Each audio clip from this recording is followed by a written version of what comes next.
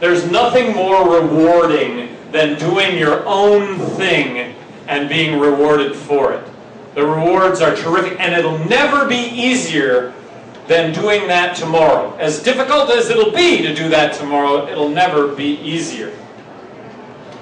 Another is understanding that anything that can go wrong will go wrong. That's the thing you need to plan for. Things go wrong, and it's your ability to deal with that adversity that determines whether or not you're successful or not in life. A lot of people encountered adversity and they crawl up on the couch and that's it for the rest of my life.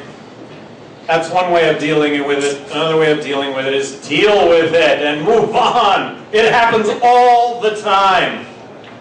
I like to think of life as a movie. I like to think of my life as a movie.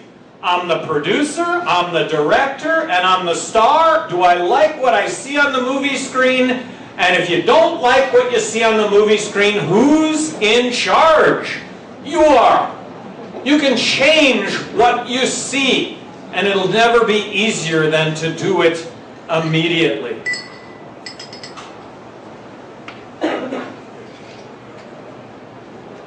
I've been an entrepreneur my entire life. I did start a construction business, a handyman business in 1974, and actually grew it to be the largest construction employer in the state of New Mexico, over 1,000 employees in 1994. It's just amazing what happens when you show up on time, when you do what you say you'll do for people, when you do a little bit more than what you'll say, what you say you'll do for people. You know, it's just amazing.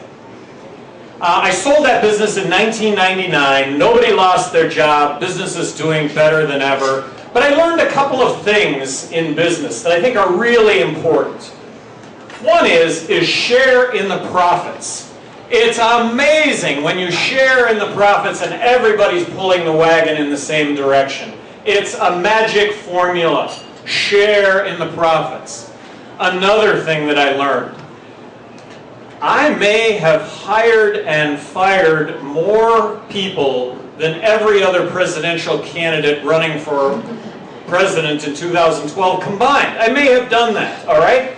And let me tell you about hiring and firing, and I realize a lot of you understand this, but there is nothing easier than hiring people. You go through this process, you pick out the best people that you possibly can, and you hire them, and it's kind of fun, and you never make mistakes. Well, you do make mistakes.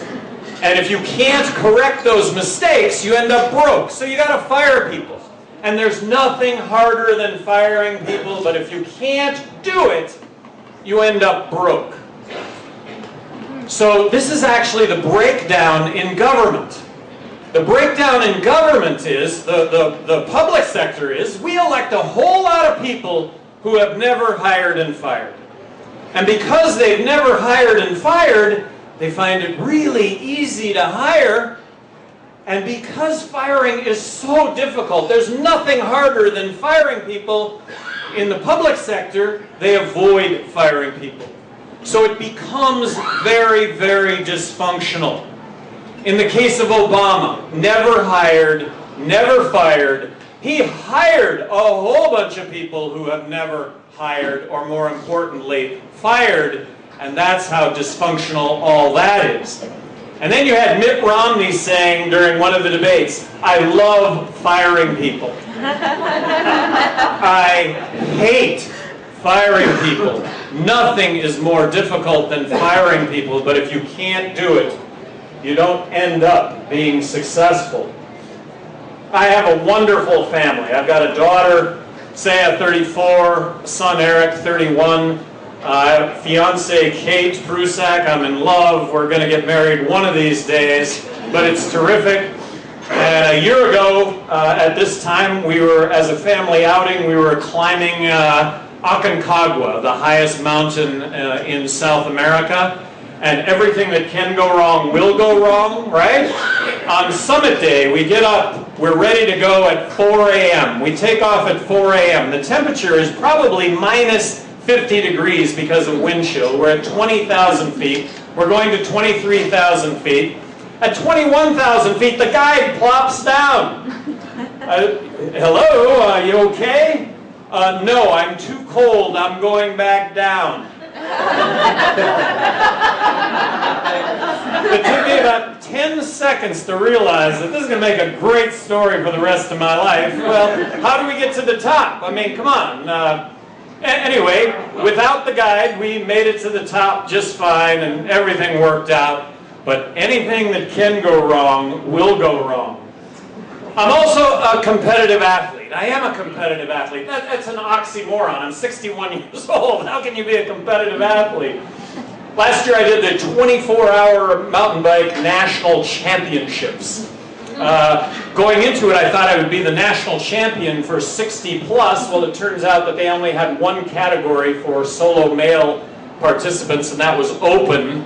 So I ended up taking 15th out of 60 in that class, and nobody older than me finished ahead of me. I do have a goal to climb the highest mountain on each of the 7 continents, and I have one of those to go, Antarctica, and the plan is to do that a year from now. I'm also a pilot. I've been in gas balloon competitions. You know what? I've had a big bucket list, and I've been fortunate to be able to get after that bucket list. I got elected governor of New Mexico. I had never been involved in politics prior to running for governor of New Mexico. I mean, I hadn't even pounded in a campaign sign. Republican Party says, wow, we like you, we like what you've got to say, but man, you need to know, you will never get elected. It's not possible. How did I get elected? Well, I paid for my own campaign. I mean, I paid for all of it. And what I said was, and New Mexico's 2-to-1 Democrat. What I said was, let's bring a common sense business approach to state government. I'm going to put issues first, politics last, because I'm not a politician. I mean, let's actually deal with the issues that we have. And I got elected, and I got re-elected. One of the things I distinguished myself in the area of was I vetoed 750 bills when I was governor of New Mexico. Only one of them was overridden. Now, to put this into perspective, this was more vetoes than the other 49 governors in the country combined. Right? Okay? So, what people don't understand is that the majority of legislation that passes is fix-up language for prior legislation. Well, I got to tell you, I signed that stuff, but I vetoed 750 bills. And I tell you what, I should have vetoed a lot more, because what I have come to recognize after having been governor are those bills that I signed really, in essence, grew government. And I signed a whole bunch of legislation. Let me give you one example of one piece of legislation. It was establishing the Bureau of Indian Affairs in New Mexico. I got that bill 2 times. I vetoed it 2 times. Look, we're making this happen anyway, and I don't want to create another agency in state government. So I veto it 2 times. Well, along comes the bill the 3rd time. Governor Johnson, we're going to establish the Bureau of Indian Affairs in New Mexico without any taxpayer money. And sure enough, no taxpayer money involved. I thought, wow, I am victorious here. I signed the legislation. For the entire rest of the time I'm in office, not 1 cent went to this bureau, but guess what? I leave office. I leave office, and now it's a burgeoning bureaucracy, and that's just one example of really dozens of examples that I could cite that started out fine under the Johnson administration, but guess what? I end up